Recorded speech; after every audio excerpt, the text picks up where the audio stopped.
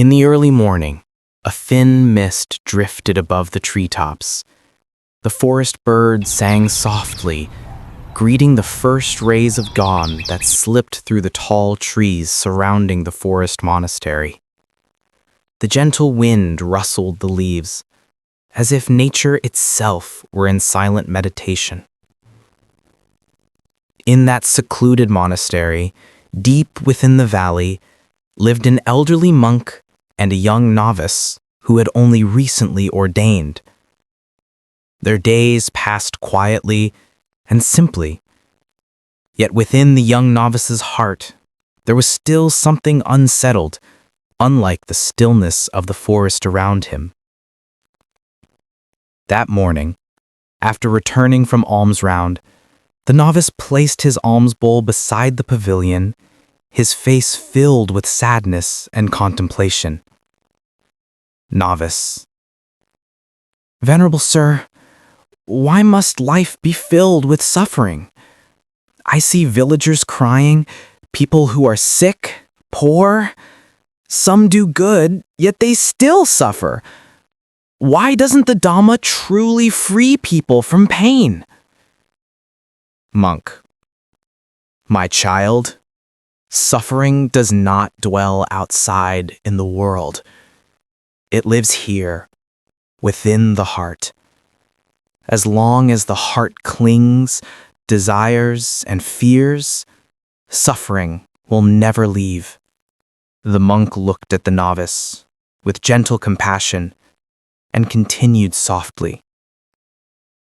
Have you noticed, my child, when we want something and don't get it, we suffer. When we get it, we fear losing it. We suffer again. That is the nature of suffering. It arises from craving and from never knowing enough. The novice fell silent, eyes lowered to the wooden floor, as though struggling with thoughts he could not yet answer. Novice: But, Venerable Sir, if I don't want to suffer anymore, what should I do? Monk: You must learn, my child. Don't run from suffering. Understand it, see it clearly, and let it go. It's like holding a burning coal. The tighter you grip, the more it burns. But if you release it, your hand will no longer be scorched. The monk's words silenced the boy. In his heart, questions and fear intertwined, for he had lost his mother not long before becoming a novice. Novice: Venerable Sir, I still think of my mother every day. I dream of her often. Sometimes I feel angry. How can the Buddha teach us to let go? How can I let go when love still lives in my heart? Monk: My child, letting go does not mean forgetting. Letting go means understanding that everything we love must someday part from us. Everything arises, exists, and then ceases according to its causes and conditions.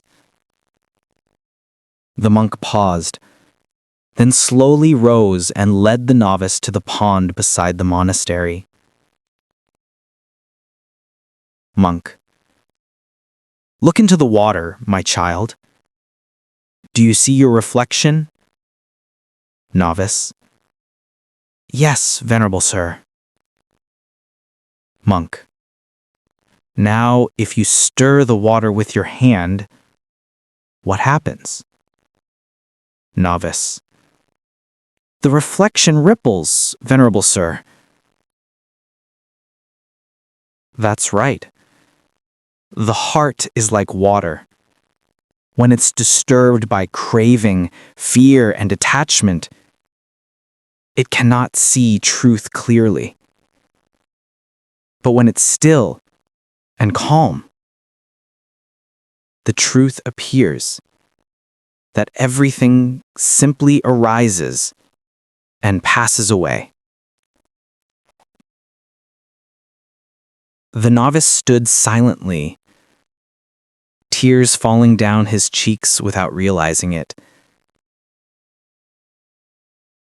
Novice: then my suffering, it too arises and will fade away someday. Right, Venerable Sir? Yes, my child. Suffering is not an enemy.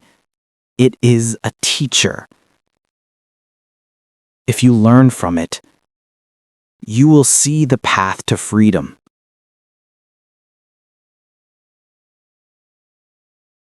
The novice bowed with hands pressed together, tears still glimmering in his eyes, but within his heart, a light had begun to shine.